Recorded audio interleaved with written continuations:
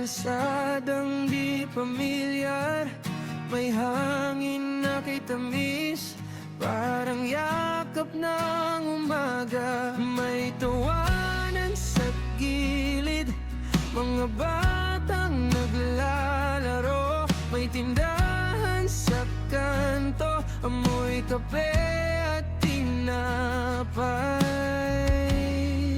Napakagandang lugar, dito ko lang naranasan ang ganito.